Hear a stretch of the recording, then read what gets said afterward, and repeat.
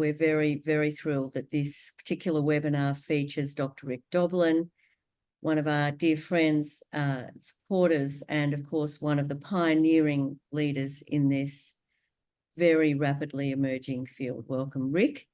And we'll be hearing from Rick very shortly. Just want to acknowledge the owners of all the lands from which we come from, their elders past and present, and medicine healers, the light keepers, all of those who we stand on the shoulders of, who bring these ancient medicines and these therapies and this knowledge to us in our very troubled and divided world today. We're going to start off with a short few slides. For those of you who are new to our webinars, do put your hand up if you've never been to an MMA webinar before, and welcome to those who've not been before. Welcome to Mind Medicine Australia. And we'll give you a short introduction, and then Rick will be presenting. So Ilan, if you could put the slides on the screen, that'd be fantastic now.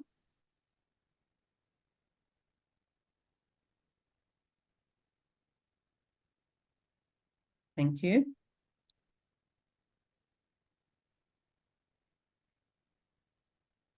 Just flick screens. Fantastic. And if you could go to the second slide now, Ilan.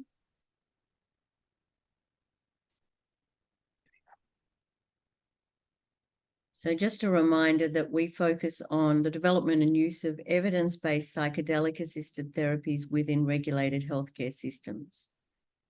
We don't encourage the use of psychedelic medicines outside of this context, and our presentations are intended for educational purposes only. They don't constitute medical advice. So if you need support, you can reach out and we can refer you to various services that provide support and therapists as needed. The sessions are recorded and they're made available on our YouTube channel, which we'd love you to subscribe to, and you can go back and watch all of our webinar series over the past 5 years. Next slide, thank you. So, as many of you will know, there's a massive mental health epidemic in Australia and many nations around the world. But in Australia, we have 1 in 4 Australians currently suffering with a mental illness, and 1 in 6 Australians on antidepressants, 1 in 4 older people on antidepressants, and children as young as 4 being medicated with psychiatric medications. Obviously, the cost to human suffering is enormous, and the cost to society as well. And despite everyone's best efforts, these statistics are getting worse by the day. Next slide, thank you.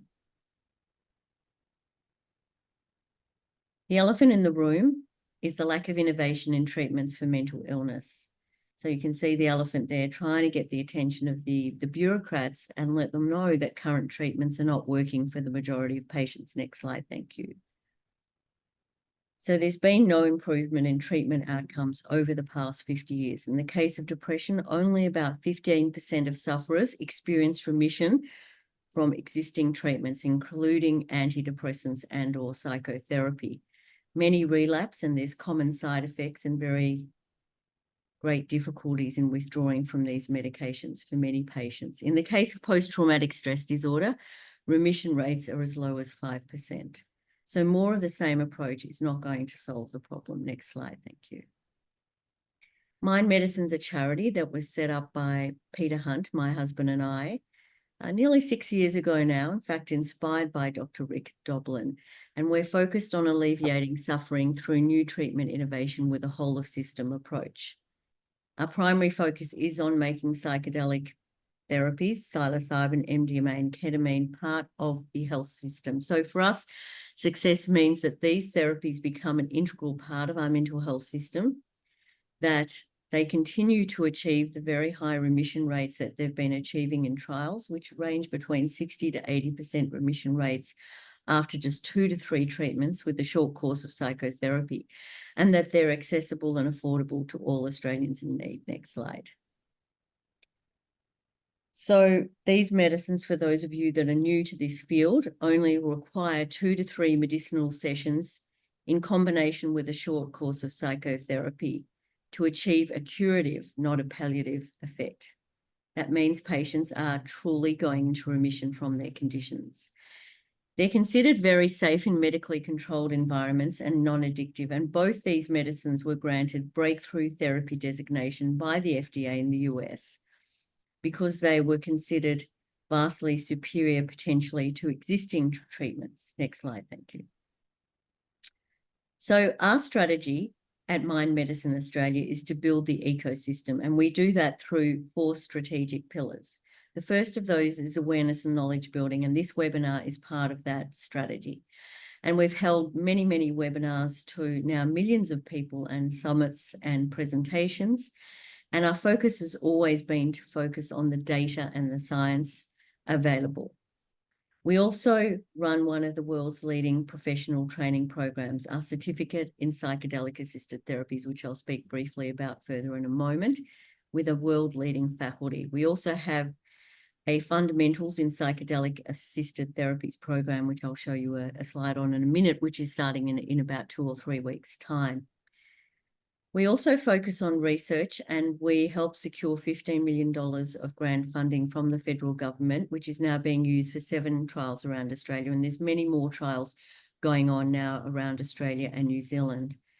We're also supportive of the Neuromedicines Discovery Centre at Monash University, and we are funding the world first psychedelic registry to collect real-world evidence at Australian National University. And we're also interested in economic modelling, and Rick knows quite a bit about that field as well. So comparing existing treatments versus the cost savings through the remission rates that are being achieved through MDMA and psilocybin-assisted therapies.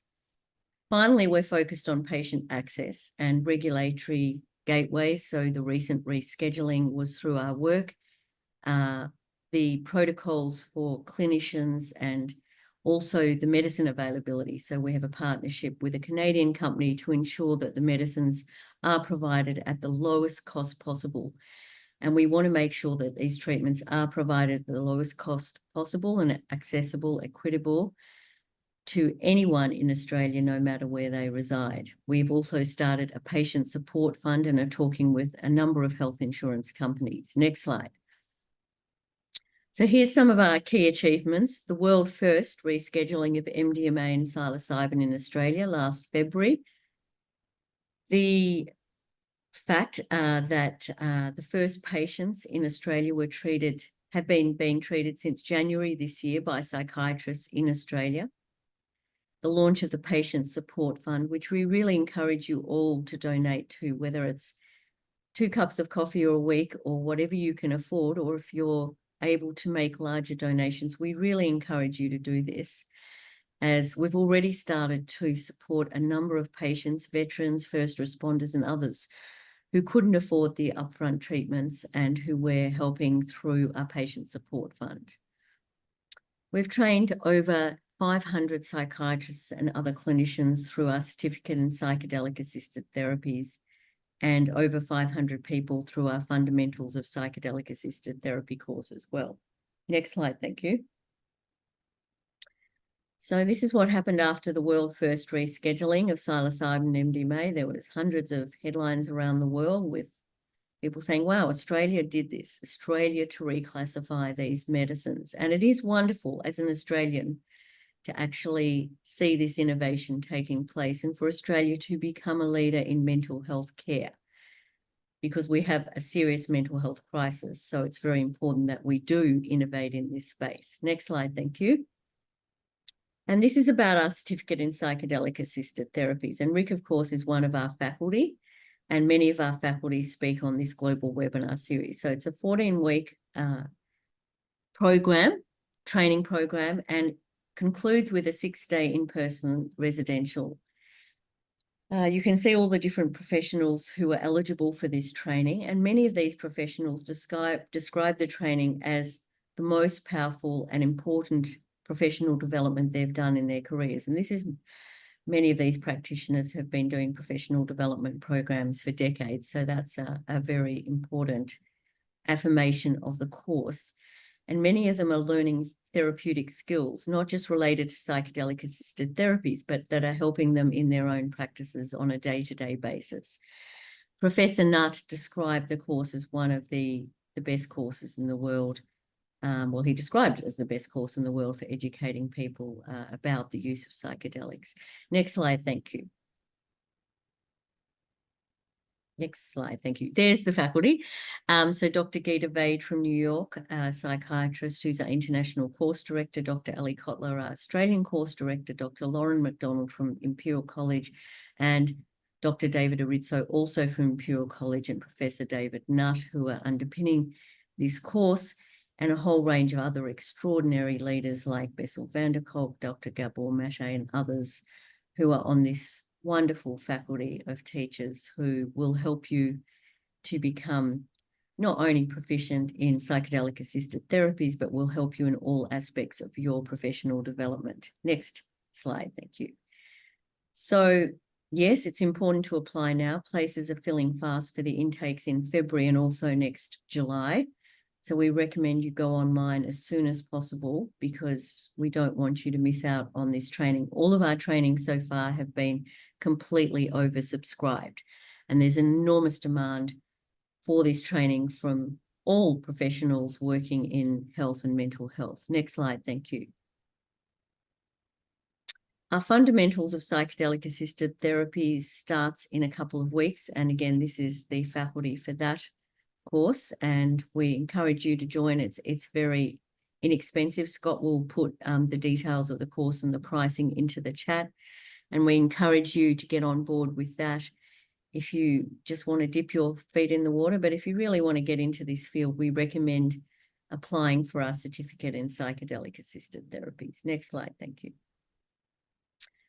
So how you can help. We always get asked this question, how can you help us? Well, lots of ways. Apply for CPAT, apply for fundamentals. You can volunteer, join us at our office or volunteer remotely. We have a wonderful Learn section on our website.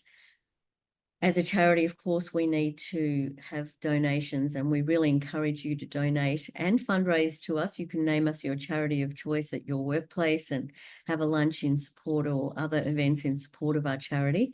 Follow us on social media, share our posts, talk to doctors and other therapists in your life about these therapies, and make sure that they become educated about them and well-informed.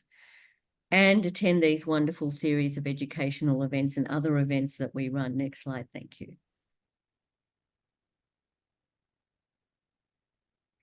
We've also launched, as I mentioned earlier, a patient support fund, and we encourage you to donate to that. 100% of all donations to that go towards supporting 50% of the upfront costs of patients who otherwise wouldn't be able to afford these treatments. Next slide.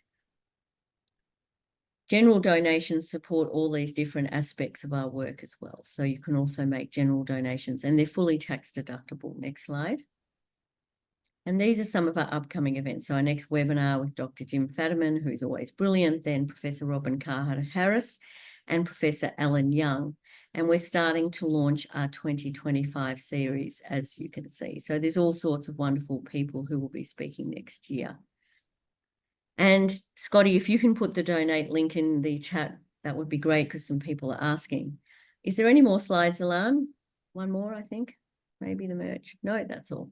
We also have some great merchandise, Australia's first book of psychedelic healing stories, some wonderful T-shirts and other collateral. So with that, I'm absolutely honoured and privileged to welcome Dr. Rick Doblin. Dr. Rick Doblin, I don't think needs any introduction, but really has dedicated his life and his career to this field. His passion, his knowledge, and his wisdom is something that we all admire. And Rick, it's just an enormous pleasure to again welcome you to our webinar series. And we just want to acknowledge too that Mind Medicine Australia probably wouldn't exist if it weren't for you. And we've been able to make history here in Australia, and that would not have been possible without your extraordinary support and inspiration. So thank you for everything that you do in this world and for your vision. And we look forward to hearing more about what's happening now and what you're looking at over the next period of time. There will be an opportunity at the end of Rick's presentation, which will go for approximately 30 minutes, correct, Ilan and Rick? About 30 minutes. And then there'll be an opportunity for people to put questions into the chat, and we'll select questions from the chat to ask Rick. So welcome, Rick. A huge round of applause for you and all you've done in this space. Thank you. I'm going to share this presentation.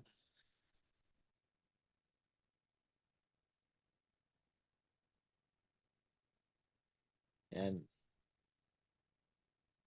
I think that there is an awful lot still for us to accomplish going forward. And I'm feeling very hopeful and optimistic about that. Sorry, Rick, can you just switch your screens around? We can see the presenter view. Sorry. So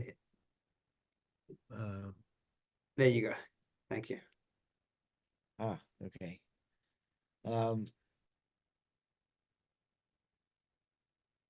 Great. So founded MAPS in '86, got my PhD in 2001, and we started the nonprofit MAPS. The nonprofit MAPS started the Public Benefit Corp in 2014.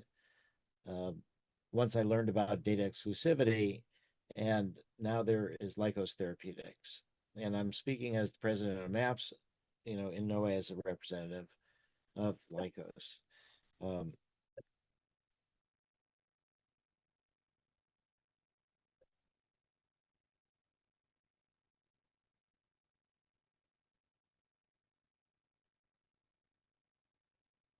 Sorry, there we go.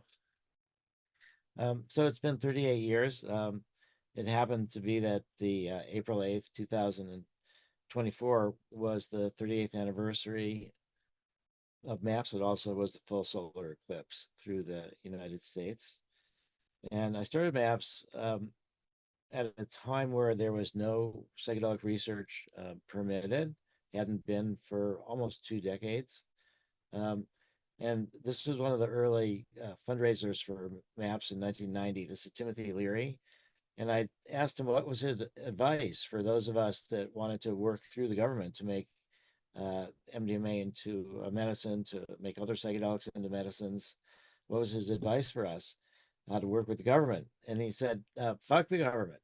He said, I'm so far past asking for permission for anything, but I'm glad you're doing it. And this is where he held up my hand. So I felt this was kind of this movement from this outside kind of, you could say cultural, still cultural, but now the movement inside through medicine, through science, through the FDA. So MAPS was received over $150 million in donations and grants and invaluable volunteer contributions. And we primarily work towards globalization and legalization, globalization of access and safe legal access. Lykos, which we founded, is raised, in addition to the money that MAPS put into it, we've raised over $100 million in investor money. MAPS is the single largest shareholder, but a minority, and we appoint the majority of the Lykos board members. Some of them are independent, some of them representatives of MAPS.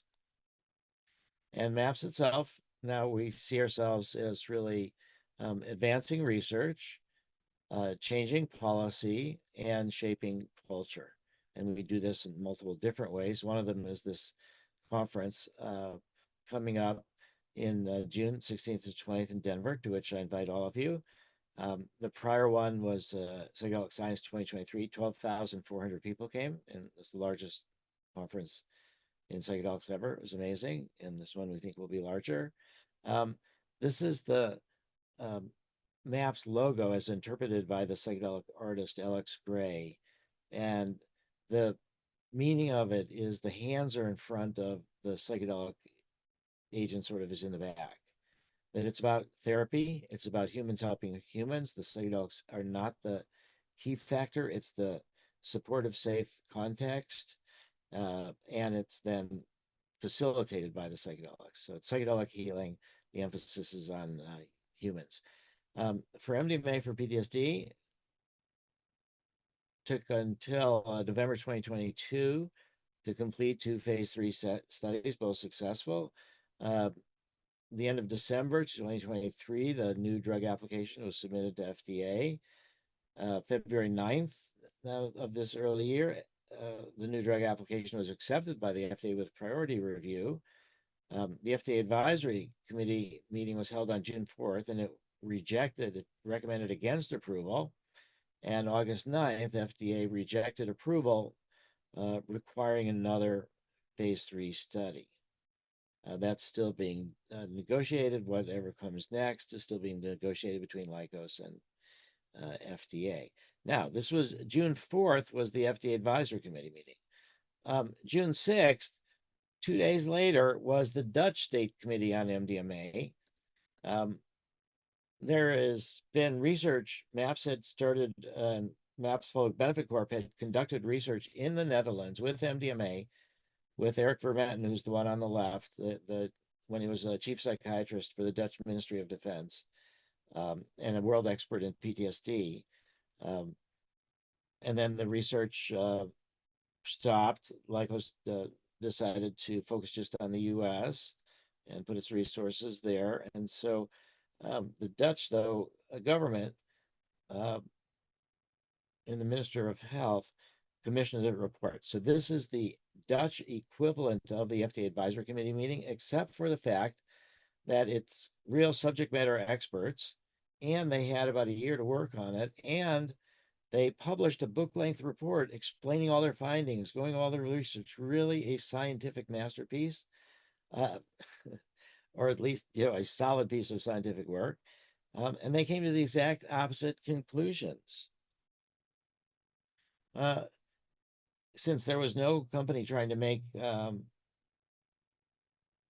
MDMA medicine through the European Medicine Agency, or the Dutch government, in the absence of formal registration as a medicine, this can probably only be achieved by making MDMA-assisted therapy available to patients specially selected for this purpose through a multi-year, large-scale naturalist study within the frameworks of scientific research.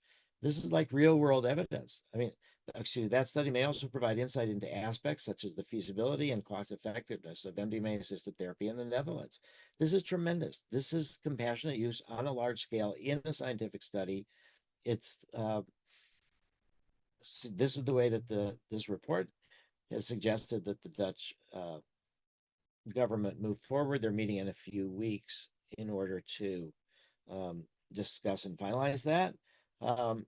There's a new nonprofit that's being developed in Europe. So far, Eric Vermeten, Victor Shaw, and this is a nonprofit to try to develop MDMA in these naturalistic studies throughout Europe, and to negotiate with EMA and MHRA about whether that data can be acceptable to be equivalent or so of a phase 3 study. Now, the FDA did not accept MDMA assisted therapy, those phase 3 studies. So the issues that they had were functional unblinding. I'll just say that was well known, and that's what we discussed with the FDA at length in the 8-month special protocol assessment process to come up with the phase 3 designs. MAPS had done 16 years of phase 2 studies looking for the dose of MDMA that I thought would be the best for blinding therapy with low dose MDMA versus therapy with full dose MDMA. And what we found was that the lower doses did give more blinding, but they also reduced the effectiveness, made people uncomfortable. So people that had therapy with no MDMA, inactive placebo, did better than people that had therapy with low dose MDMA. And then the tipping point was lower than we thought at 75 milligrams. That dose did great in a study of veterans, firefighters, and police officers, where one group got 30, one group got 75 milligrams, and one group got 125. So we didn't find this sweet spot of a dose of MDMA that wouldn't either restrict the therapy or enhance the therapy, and so we went to the FDA and they said, this is the way we think you should do it, with inactive placebo and a robust system of independent raters blind to the condition that the people, the patients in the studies that they were evaluating. So the independent raters were assessing the symptoms. It had nothing to do with the therapists or the research team, and they didn't even know. So this was, there's no good solution. That's the basic situation. So functional unblinding is real, but this was the design that FDA agreed on after months and months of discussions. So the therapeutic method critiques, that was not really fully explained. The therapeutic method isn't nothing or anything goes, or it's not. It's a very distinct method of an approach, which has a treatment manual, and it has adherence criteria that are quantified and trained adherence raters. So it's a specific method, and there is various different ways in which MDMA is being studied, which I'll talk about a bit later, to combine it with other therapeutic methods. So it's a distinct method. I think that wasn't explained well enough. The FDA doesn't regulate therapy. They don't need to. The FDA doesn't regulate the practice of medicine, meaning once a drug is approved for something, doctors can prescribe it off label. That's the practice of medicine. FDA doesn't regulate that. They just said that this therapy or this medicine for this thing, this is the label, this is what it was approved for. So therapists, I believe, should receive the same training that was used in whatever phase 3 studies were used to approve the drug, and they should be trained in that. But then once they know that method, then they can combine it with whatever they want to. That's because the FDA doesn't regulate therapy. Therapy is regulated by state license boards, things like that. Adverse events reporting. This was, in my view,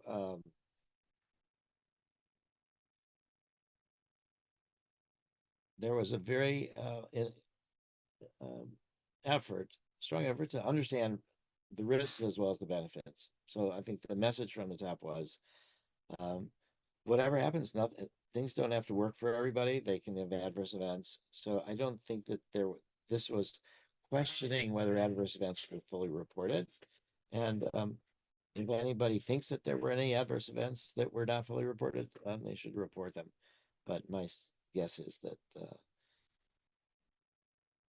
that there's a really good sense of adverse events. But that was one of the critiques.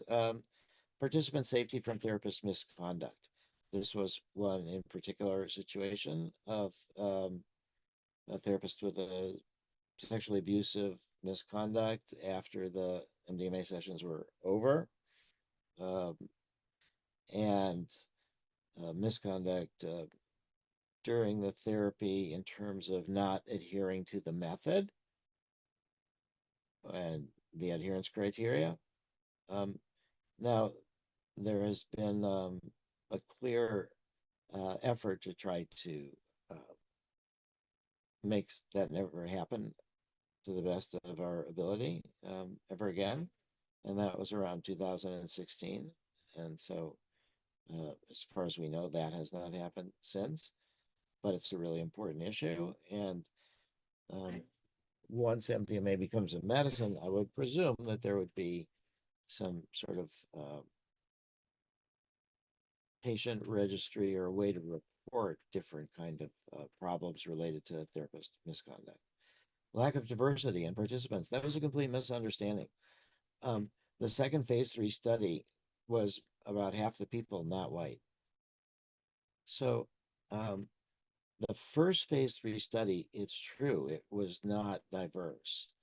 And while that was going on, we were realizing that we needed to train therapists from different communities to really get people from different communities to participate. And we did much, much better in the second phase 3 study.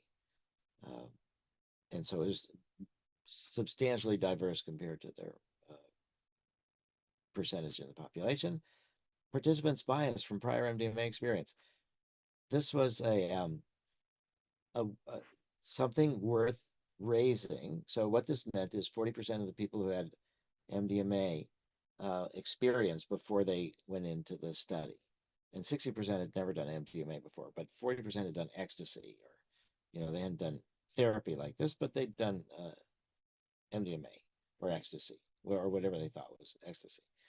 So the idea was these people are not biased because they like it. That's why they volunteer. They wouldn't have volunteered if they didn't like it. They're going to have fewer side effects and they're going to have better results, and it's not going to generalize.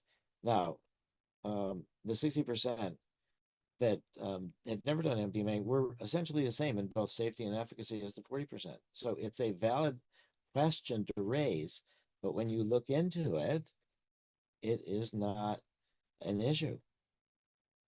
So I think that um, a more rational analysis was conducted by the Dutch State Committee on MDMA, and that should be the real model. Now, in the interest of time, I won't share this, but this was a really good video about. On June 4th, oh, an FDA advisory committee gathered to review the data from the MDMA-assisted psychotherapy. Anyway, so that's there we go. That's really well done, but still, I basically summarized it. There was a lot of misunderstandings in the advisory committee, a lot of misunderstandings, and a lot of them out of their comfort zone.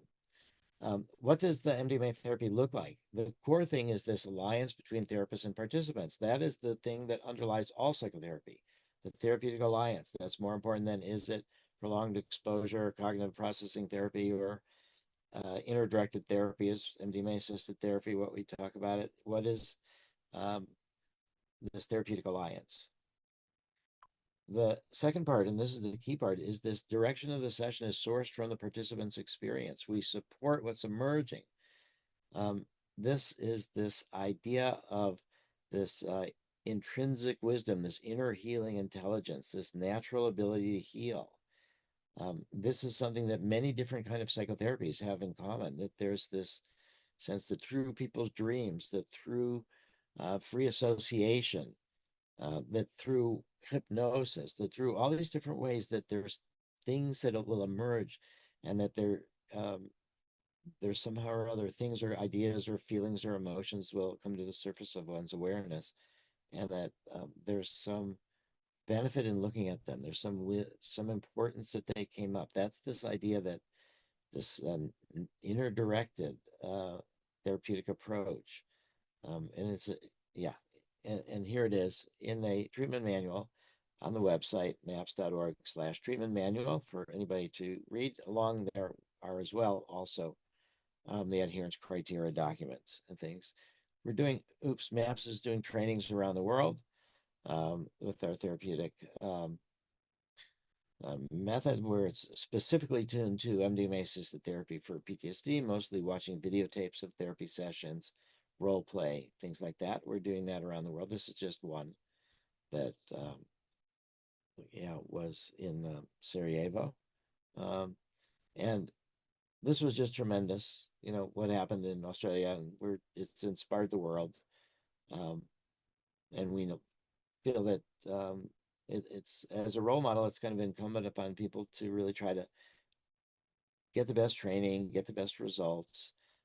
And for me, that really is about this idea of self-experience. That what I think Mind Medicine Australia has done, which is tremendous, is the Australian National University study of brain activity associated with exposure to psychedelics in people who have completed training in psychedelic assisted therapy.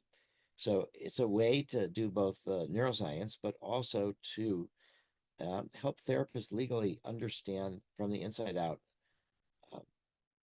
what the drugs are, what the medicines are that they will wanting to be administering to patients. Now, it's an ambitious challenge, the training of therapists. There's 13 million people with PTSD in the US, tens of thousands of therapists, and they're going to be all over the world. And the FDA initially had it kind of wrong in that when we wanted to get a protocol to give, we had a protocol to give MDMA to therapists, and from the FDA, 125 went through it. It was really beneficial. We wanted to do it again, and a new group of people at the FDA were in charge of Division of Psychiatry, and they said no. And they said, we're going to not let you, it doesn't pass the risk-benefit test, and the lead facilitator needs to be an MD or a PhD. not just licensed to do therapy as it currently was. And the physician needs to be on site, not just on call. So we went through a whole process of arguing with FDA, culminating in what's called a formal dispute resolution request with special lawyers that are sort of lawyer scientists that are more lawyers. we're very good both, let's just say, and we won on all the points. And one of the studies I think that's really important to do in the future is MDMA-assisted therapy and PTSD in patients on SSRIs. One of the advantages of ketamine is you can give ketamine to people who are depressed, but they don't have to taper off their psychiatric medications. Increasingly, it looks like that is a possibility for psilocybin. And for MDMA, though, the SSRIs blunt the effect of MDMA. But there's anecdotal reports and some theoretical reasons to believe that higher doses of MDMA might be like ketamine or like psilocybin, able to be administered to people on SSRIs without serotonin syndrome, but that needs to be really studied in a dose response safety study. MAPS is interested in an academic pilot treatment development study of MDMA-assisted couples therapy. It's not a diagnosis, and it's something that I think will prove to be an excellent potential use for MDMA-assisted therapy. And it will be interesting to see if it may be possible one day for the FDA to approve this for couples therapy. But that's never been done before. So in any case, it's a really important area to study. And then also pediatric study. Now, if FDA had approved MDMA-assisted therapy for PTSD, or I should not say that, I should say when, which I think they will in a couple years. I think Lykos will succeed in some way or another, and that then it will be possible to work in the US with people under the age of 18. I think there needs to be more data, and the FDA has said that they would require a pediatric study if they approve it for adults. And I could see also this being used around the world in global humanitarian projects to treat refugee families impacted by PTSD together. And speaking of together, this is one of the more important areas of research now, is this group therapy research. And the first example of it is in the Portland, Oregon VA with Christopher. It's a IIT investigator-initiated trial. The MDMA is from Lykos. It's 3 cohorts of 6 veterans, and they each receive 2 MDMA sessions. The first is individual, then the second is in the group. And for the each group of 6 veterans, there's 4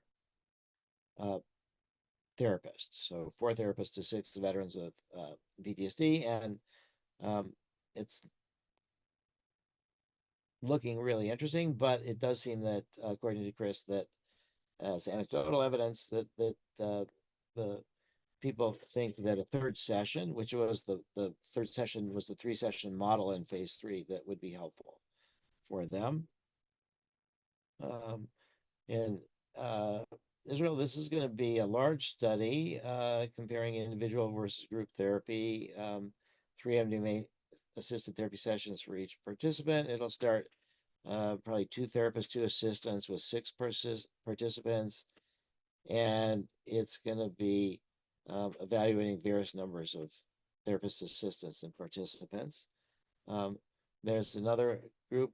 This was 4 therapists for 6 participants, but this was 3 sessions where the first 2 were individual and the third was in a group. Then there's going to be 2 therapists for 3 veterans in King's College, supporting wounded veterans. And then we're looking forward to learning more about this project in Australia to natural disasters for roughly 200 people, I think, impacted by the floods. And there's a whole bunch of studies looking MDMA to combine with cognitive behavioral conjoint therapy and dyads, where one member has PTSD. So you bring in the partner, and it was a really good way to do therapy. And this was our first effort. This was developed inside the VA. We did a study with the developer, Candace Monson, but outside the VA. And both members got MDMA, and it was the best results that they've got, both in the reduction of PTSD in the member with PTSD and strength of the relationship. There's another study we've done, social anxiety in adults on the autism spectrum. This was just a 12-person study, but it was very promising. Similar, this is a little bit more, MDMA-assisted therapy for treatment of anxiety associated with life-threatening illnesses. And then here's an investigator-initiated trials working with Lycos. This is MDMA with cognitive processing therapy, which is one of the main therapies used for PTSD in the Veterans Administration. This is now finished and is working up the results. And it seemed like the MDMA sessions were the MDMA inner-directed therapy that is in the MAPS treatment manual, and the cognitive processing therapy was in the preparation and integration. Then there's combining MDMA with prolonged exposure with Barbara Rothbaum at Emory. She's doing that right now. And then Edna Foe eventually in Israel, who developed it. This is a really important study in that it's, again, this idea of dyads, a patient with cancer, with adjustment disorder, and a concerned significant other, both getting MDMA again, and to support each other. It's really a tremendous step forward. These are studies inside the VA. I first started talking to the VA about MDMA in 1995, offered to fund it. It took 26 years till October 12, 2021 for the first veteran to receive MDMA inside VA facility. That was with Shannon and Allie. It was really amazing. Now the Palo Alto VA, they're doing a study to combine directly MDMA-assisted therapy with cognitive processing therapy. So it's like a head-to-head comparison of two different kinds of therapies, one with MDMA, one without. This is using MDMA-assisted therapy versus the same therapy, but with D-amphetamine and an active control, like would have been the low-dose MDMA. This is the two studies. Leslie Moreland, San Diego, is doing cognitive behavior conjoint therapy. She's giving MDMA just to the vet, but not to the non-vet partner. And Brandy is wanting to do the study, doesn't quite yet have all of the permissions, hasn't started yet, but Leslie has. And then here's another one. 2 sessions versus 3 sessions. Rachel Yehuda was looking at that. And now she's doing a lot of other work, training therapists and looking at multiple sessions with veterans with PTSD, looking for biomarkers. She's doing really important work at the Bronx VA. And then there was a study here with MDMA for alcohol use disorder. And it turned out most of these people were processing trauma. And then they didn't need alcohol as much. The psychedelic clinics of the future will be, people will be cross-trained in all the different modalities, ibogaine, psilocybin, MDMA, ketamine, and 5-MeO-DMT. And that will be customized treatments for each individual person, I believe. And then over time, there'll be so many stories that people will share about benefits and also about risks. Society will really get a better understanding of the whole field. And I think by 2035, there'll be enough positive support and change public attitudes that we'll have what we call licensed legalization, where you can just find, you can go by, like marijuana in some ways, in many of the medical marijuana and legalization states, like in Massachusetts, where I live. And so with that, MAPS, though, is now also looking at prioritizing global communities with the largest burden of trauma and the fewest resources. The vision is toward a world of net zero trauma by 2070, thinking globally. Lycos will work and focus on the US for sure, and will succeed. The potential domains of MAPS, we need gross national trauma. In Bhutan, they have gross national happiness. Here we want to maybe work with the Bhutan government as well and develop gross national trauma measure and use this over the next multiple generations on a country by country basis to see can we, through the introduction of new healing technologies that are some of them old healing technologies from thousands of years, can we do that? And this could be a metric by which we can assess progress. It's going to be challenging going forward. There's right now 117 million forcibly depressed. This was at the end of 2023. By 2050, not too far from now, there could be 1.2 million people at threat of displacement due to climate change, natural disasters. So MAPS is thinking about research in Africa. We're working with multiple countries in Africa. In Denmark, there's a group that we're working with where they want to work with Syrian refugees with PTSD, the second generation living in Denmark with PTSD from being driven out with their parents. But the second generation ones are more speak Danish, they're citizens, they're less religious, more open to this. So that's one of the healing Balkans. I mentioned trainings in Sarajevo.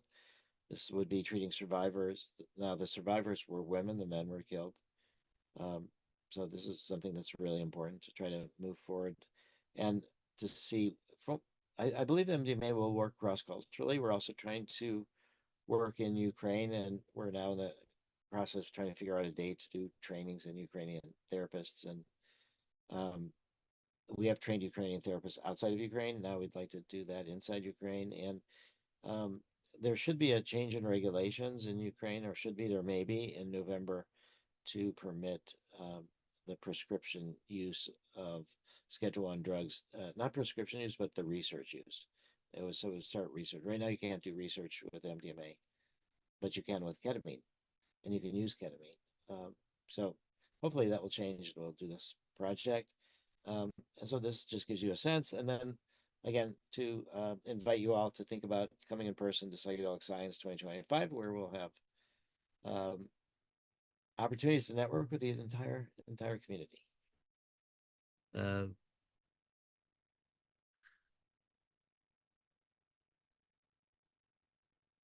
There we go.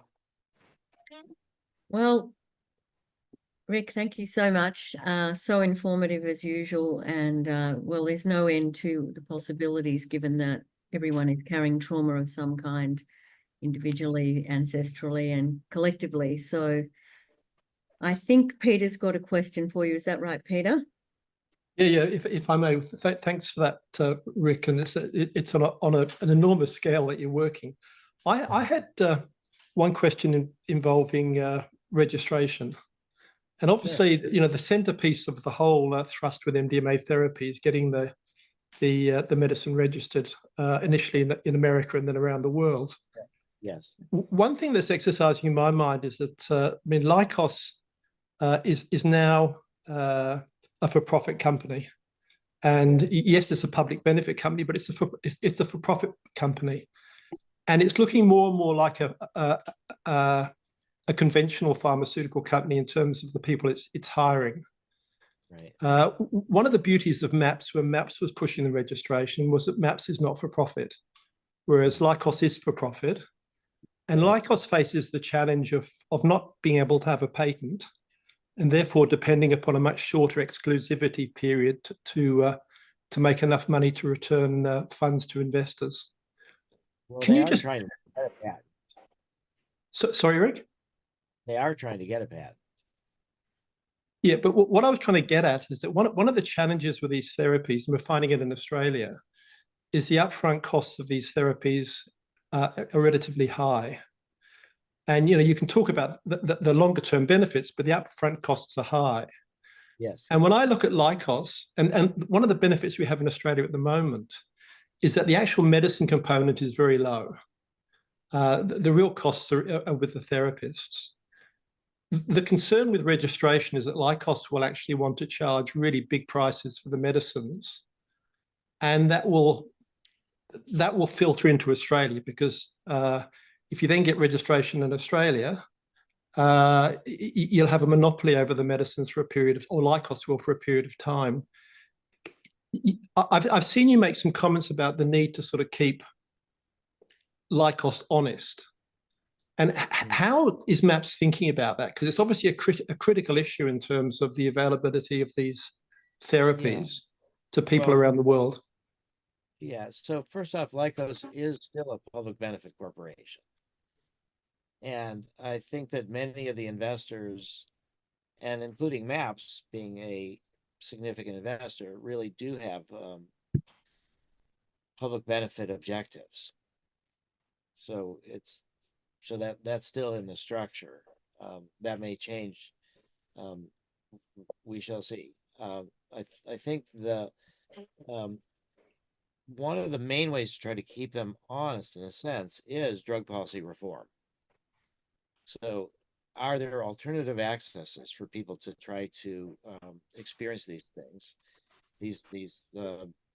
So like in Oregon, where the Oregon Psilocybin Initiative, that's a state level regulated access before the FDA for people to access psilocybin. That's in Colorado. It's multiple plant medicines. It's on the ballot in November here uh, for plant medicines. So if there's alternative sources, the question is also when it's expensive to the government, but it's expensive in relationship to the healing that's done. So I think that's where there's a period of time, and then it does go generic. And when does that happen? So that's the whole pharmaceutical innovation industry. And it was tragic, I would say, that I wasn't able to raise all the money through philanthropy. Yep. But I think that it is a public benefit corporation. Another thing is that there is this opportunity in Europe, to think about, or in the rest of the world. I think Lycos will be, I think, it's hard to say, but I think it's going to be a couple of years. I think they will ultimately succeed, and then more likely than not try to globalize to certain countries. I think MAPS will go not only, but to many of the countries that they would not go to, that are not really more profit centers, so more humanitarian things like that. And I think that there's going to be competition from other MDMA-like drugs that are being developed. No, I mean, I think your focus on the trauma, gross international trauma, and reducing that is absolutely fascinating, Rick. There's a question here from Eric about the study, and he said, doesn't any study with medicines targeting mental health have these same issues that you had? Well, not only studies like this, but so a fellow that was hired by Lycos from having worked on Spravato in order to run the medical research team through the FDA. He said that in studies of schizophrenia, that the side effect profile of the drugs make it so that it's not double blind either. SSRIs, their side effect profiles. So it's this idea that the double blind fails in practice more often than not in multiple different ways. So that is the case. And when you compare psychotherapies, for example, the VA spent 6 years comparing prolonged exposure with cognitive processing therapy. 916 veterans. It's really important to note that half the people dropped out of the study. They couldn't handle these therapies that confronted them with their trauma. They had 50% dropout rates. And yet, obviously, this was not double blind. There was no double blind between the two therapies, but it's perfectly appropriate to do double. They don't say, oh, you can't trust your results because it wasn't double blind. They're like, yeah, these people got this therapy, these people got that therapy. And so I think that there's no good solution, there's no perfect solution, and that the compromise that, or not the compromise, but the balancing of interest that the FDA said is these blinded independent raters. So Thank you for that. yeah, there's one I'd like to answer, this thing about birth trauma. And the therapy is based on Stan Groff and his theories about birth trauma. Can you speak to that? So Stan has developed what he called realms. So the book that really got me into psychedelics, I read in 72, Realms of the Human Unconscious, Observations from LSD Research by Stan Groff. It wasn't published till 75. I got a manuscript copy from my guidance counselor at school. And he talked about basically three different, this is from thousands and thousands and thousands of people that he observed under LSD.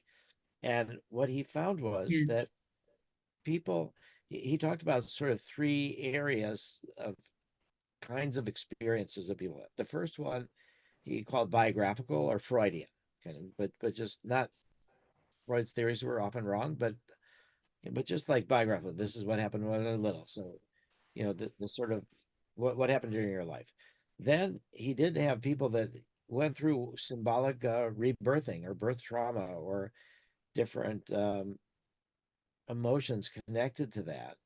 And now this is under high doses of LSD, so that it's like your body. This is where you get this real dissolving of the barrier between the conscious and the unconscious, between the body and the mind, to the extent there's just so and this is where this inner healing intelligence, which is this is how shamans have done this for thousands of years. But in any case, there's this birth trauma era where some people go there, some people don't. It's just, and then there's what he calls transpersonal or Jungian, where it's like confrontations with death, confrontations with just mortality, with things that we share in common with all humans, beyond the personal, but also beyond our ego into spiritual kind of, are we all one thing? Quantum physics says we are, but what does that really mean? And so I think that there's these realms. And so under MDMA-assisted therapy, it's inner-directed therapy. It's what people bring up. So it's not trying to help people have a birth trauma. If they sort of move in that direction, then you support them to do that. If they have a mystical experience, we've studied that mystical experiences are not correlated with therapeutic outcome in reduction of PTSD. They are with LSD, with psilocybin, with all these classic psychedelics. There's a direct correlation between mystical experiences and therapeutic outcomes. But there is not that with MDMA-assisted therapy for PTSD. So we're not steering people to a mystical experience. We're not steering people to a birth trauma. We're not steering them to talk about their trauma. Sometimes they go and talk about other traumas than their main trauma, or other traumas than or not traumas, happy moments. Then they'll just go all different ways. That there's this support for what's there. So the answer in that question is yes. There are theories that Stan has about the unconscious that include birth trauma, and that this kind of framework of the unconscious is a theory that is something that people are we don't really talk about birth trauma in this way with the training of therapists for MDMA. It's more of an LSD classic psychedelic kind of, but it's not unheard of or impossible. So here's another thing. Something can be useful even if it's not true. So people start saying, oh, I had a reincarnation, I had a past life experience, or I'm like this, and then, or I had a sexual abuse experience when I was 2 years old, or something like that. And so you support that, whether it's, quote, true in the outer world, it's emotionally true, and you're helping people address it. And that's what's important from a, quote, therapeutic perspective. And then you need to ask all a set of different questions if it's true in this outer reality that we all share. Thank you, Rick, for that. There's some interesting questions here from Sharon Tuck and comments. Oh, no. Okay, Groff does not say. Oh, sorry. Okay, well, okay, I just think Groff said the origins of homosexuality is from trauma and biological birth. Why are you supporting that? I don't think that I'm supporting that idea. I don't think Stan that. This is why people call you a cult. It's disappointing people like want to support MDMA-assisted therapy. This is what has done. Stan, I said, wrote this book in 1972. That was when the field of psychiatry considered homosexuality to be a disorder. And I don't think that he's since said he doesn't believe that. It's not a cult. That was something that happened in the, we published the book in 2001 and published it as it had been published before. Okay, in any case, I do think people can go read the book. I do, and I think you should read it. And there's a lot of things that are great in it. I think he's brilliant. I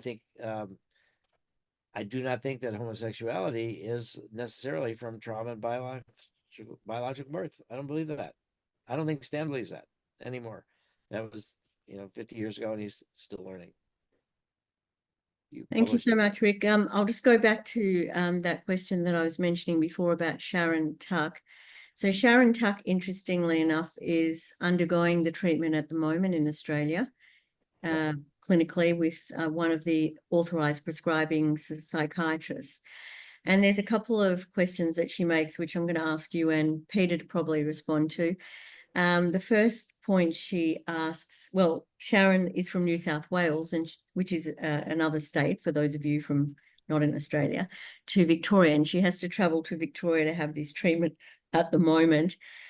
And she's asking how she could help change the regulations in New South Wales. And Peter will just briefly comment on that before I ask her second question. So Peter, do you want to just talk about what's happening in New South Wales? Yeah, just in terms of context, because we have this federal system in Australia, we've now got rescheduling through at the federal level, which flows through to the state level. But every state and territory is different in terms of their own regulatory regimes. And Victoria is very permissive. All a psychiatrist wanting to use these treatments needs to do is give 7 days notice to the Victorian government. They haven't got to wait for a response, they just give notice. New South Wales, though, is different. New South Wales insists that the treatments occur in private hospitals. And the problem with that is obviously it significantly increases the costs. So what's been happening is that patients like Sharon have been travelling to Melbourne from New South Wales with their New South Wales-based psychiatrist for the medicine sessions to occur in Melbourne. And that's obviously ridiculous. What we're doing is we've made submissions to the New South Wales government to get that changed. I'm optimistic it will be changed, but it's just going through the regulatory process. I mean, it's obviously embarrassing to New South Wales that, frankly, patients in New South Wales have to go to Victoria. I think it will be changed, but Sharon, we should talk afterwards, because we'd love people like you to be writing into the New South Wales government to again emphasising the need for change, because it clearly is ridiculous. And Sharon, also, we hope that once you've gone through these treatments, and we'd love to hear, how that goes after you've had the treatments. If you wish to share, your experience, we welcome that.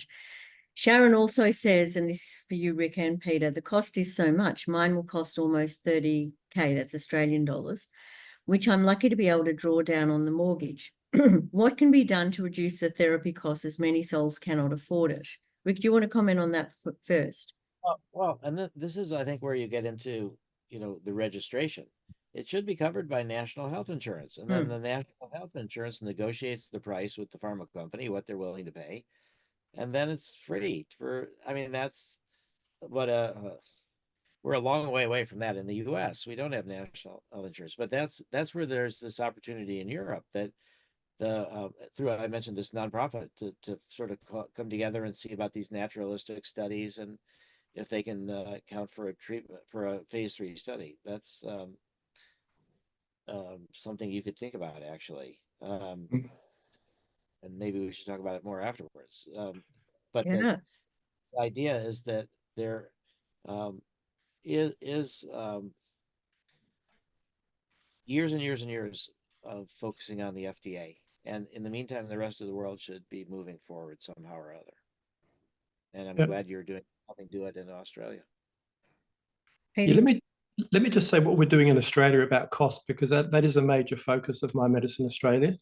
As Tanya mentioned at the start, the first thing we've done is established a patient support fund, and that can actually subsidise up to half the cost of these therapies.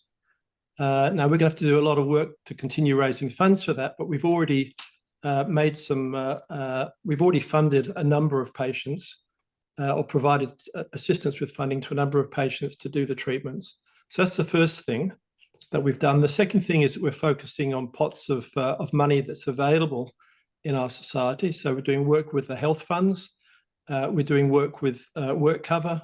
We're doing work with DVA and specialist fund providers, particularly first responder fund providers.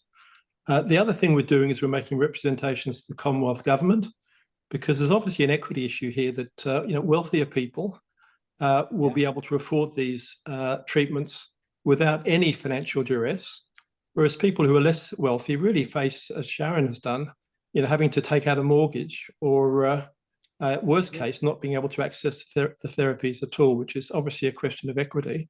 So, we are pushing it very hard at the Commonwealth Government level as well to bring subsidies into the system. Yeah, because the value of helping people with PTSD to society is so large that you can justify that. The key issue is durability. And because it's such a intensive labor cost at the beginning, but since it's durable, you can, and the benefits are so large, I think you can justify the government spending on it. Yep. But I think group therapy. So do you know what's going on in terms of the group therapy project? Because that'll be another way to really reduce the costs. And well, that's obviously yet to report, so it's work in progress. But just to build upon what Rick's saying there, the aim there with group therapies, if it can be shown to work, is because you've got a different ratio of therapists to patients, that should reduce the costs, very significantly, as well as potentially providing peer support to patients, which may well actually give them enormous comfort. Well, I think the peer support model is something that should be looked at a lot more too. I think that's a great model. Mm. And I think that also you've got this whole, okay, so we talked about Jung and, transpersonal, but there's this archetypes. That was what Jung was known for. One of the archetypes is the wounded healer, like someone who is wounded and heals themselves through some process, and then they become able to help others. That's the shamanistic journey in so many different ways, this wounded healer. So I think this peer support idea is tremendous. And that's the way Alcoholics Anonymous works, in a way, is peer support. And then you can reduce the cost of it a lot. Thanks for that, Rick. There's a person here, Odette, who says, I'm so desperate to get MDMA-assisted therapy. Is the only way to join a trial, or can we get it through other means? So Odette, in Australia, you're in SA. Does that mean South Africa or South Australia? I'm not quite sure. But if you're in South Australia, then you need to find an authorised prescriber in South Australia. We can help you find those because we have CPAC graduates in South Australia. If you're in South Africa, I don't quite know how to help you. But if you're in South Australia, please reach out to us. Also, Sharon, the person who is undergoing treatment at the moment, has said that she is happy to briefly speak about her treatment. So we might spotlight her for a moment, Ilan or Scott, because I think it would be very interesting for everyone to briefly hear from Sharon for a moment, since she's actually undergoing the treatment. Scott, Ilan, are you able to do that for us? Sharon, are you there? Ilan, have you got Sharon there? Scott, can you unmute yourself so that I can hear from you or Ilan, because I can't hear either of you. Have you got? Oh, here's Hi. Sharon. Hi, Sharon. You can hear me now? Sorry. Yes, I can. Yes, I can. Hello, Sharon. It's lovely to have you on the call. I'm so very grateful for this. I can't, I really can't give any value to it yet, but so far it's looking like some things are changing for me. And of course, my concern is that, like, as you know, we have to get off all of our mental health medications before we start dosing. So traveling, especially, like, I have agoraphobia as well as part of PTSD. So my husband getting me there was a big issue. And I realized not everybody has a supportive partner, especially after 13 years of this. So my concern is obviously that we can make a difference, and I hope my experience might help others. Well, that's beautiful, Sharon, and thank you so much for speaking today. Rick, do you want to comment about that? Yeah, I think that as we think long run, one of the big issues that the FDA tried to impose, and we argued and they had to pull back, was whether there needs to be a doctor on site. There needs to be screening, but then you can know, then a doctor just on call. So what that means is that for people that are reluctant to leave their homes, one day it should be possible to treat people at their homes. Particularly if we think about people that are dying, that are sick, physically ill, near the end. So I think that that's something. The other part that's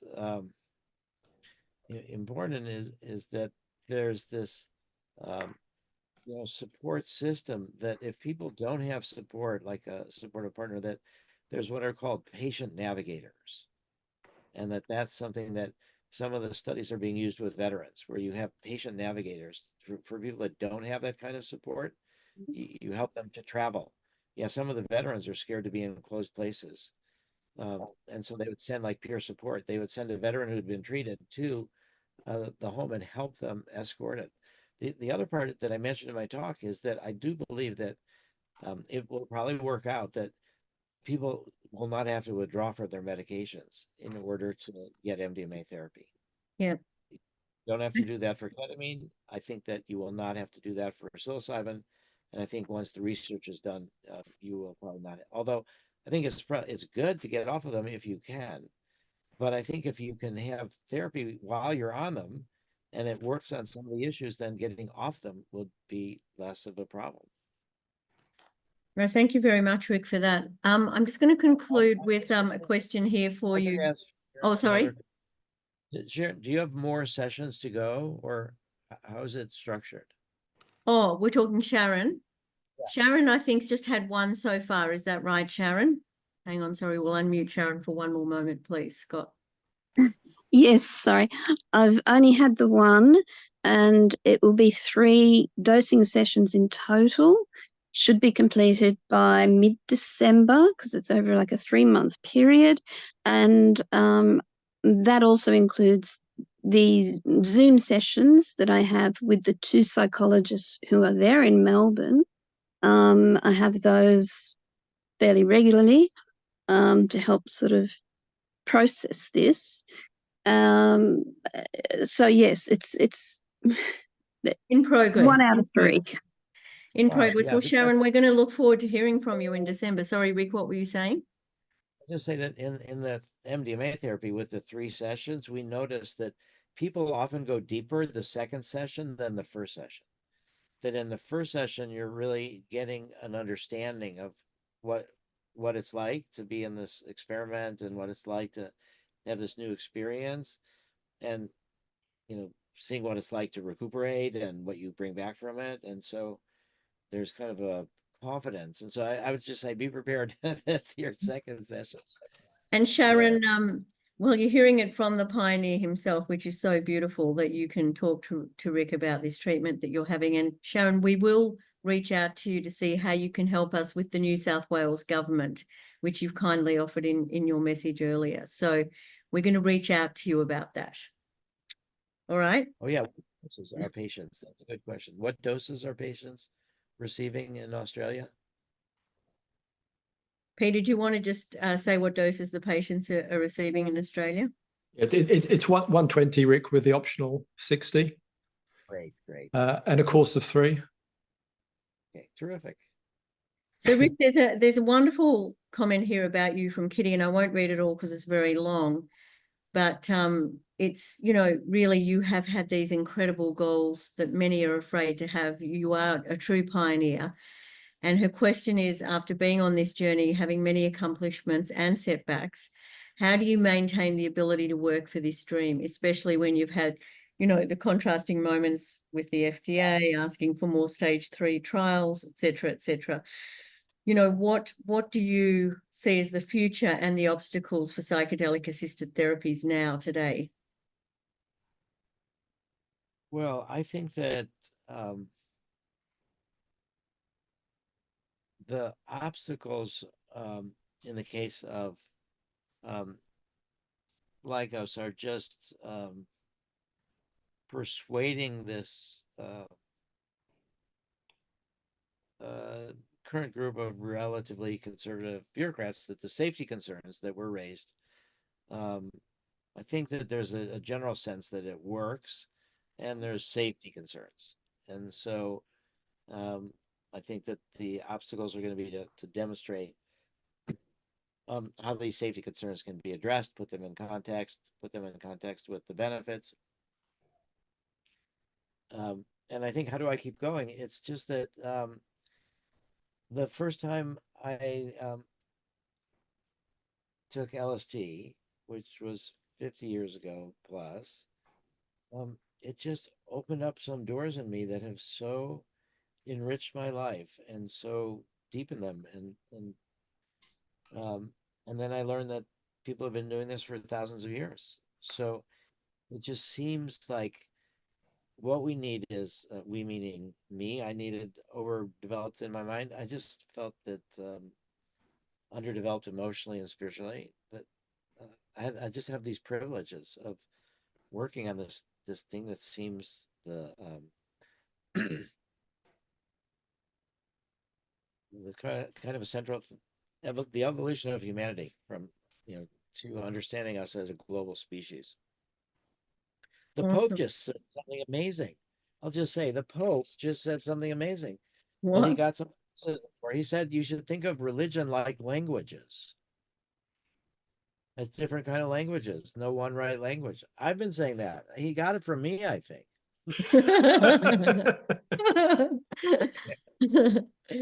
That's really good. There's a question here about Latin America, because you spoke a lot about North America and other parts, and obviously go ahead. Yeah. Marcelo Talora, who's the lead therapist who does a lot of these international trainings, Yeah. she grew up in Colombia, so she wants to bring it to South America. In Latin America, actually, I went to Nicaragua. This is a sad story because this is revolutionaries become dictators. But when they were revolutionaries, they had a lot of PTSD. I brought some MDMA to Nicaragua for them to work on PTSD. And that was some of the first group work ever done. So I think Latin America is a lot of trauma. And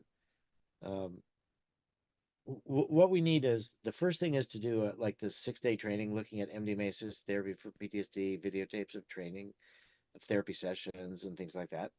So we need to do a training in Latin America, South America. At one point, we're waiting to do that to raise the money to make it as a, so it'll be like 200,000, and then it's free for like 50 people to go together for a week to do it, or something like that.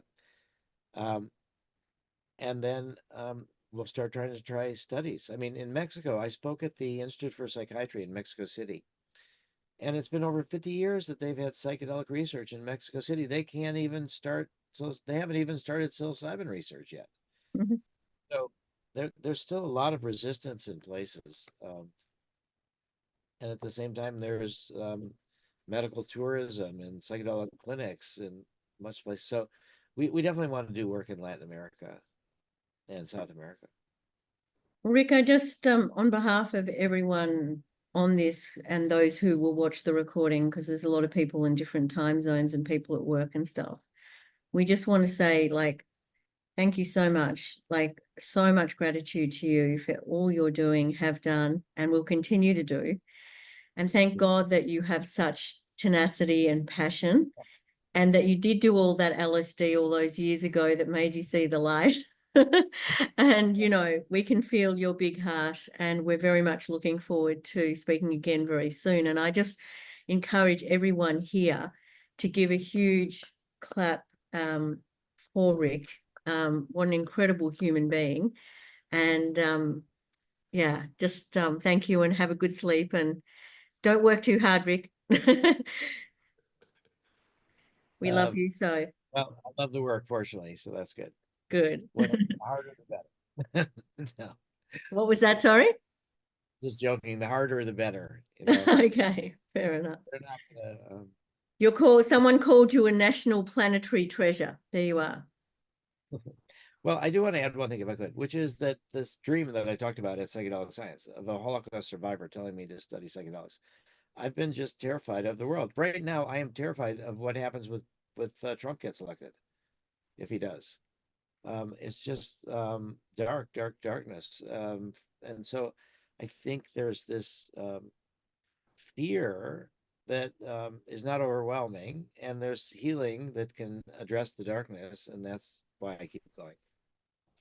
Yep, well, we all need to, there's lots and lots of healers on this call. And of course, those who are patients who get healed then become healers too. So, Sharon, again, I want to acknowledge you for being on this call and for your courage in doing this treatment, and to all the therapists on here who are so caring and compassionate and, patient. We salute all of you, and we look forward to seeing you in our CPAT training. You'll get to learn from incredible people like Dr. Rick Doblin. So we look forward to seeing you all on our next webinar and hearing from you, and send us your questions if you've got more as well. But thank you all. Blessings.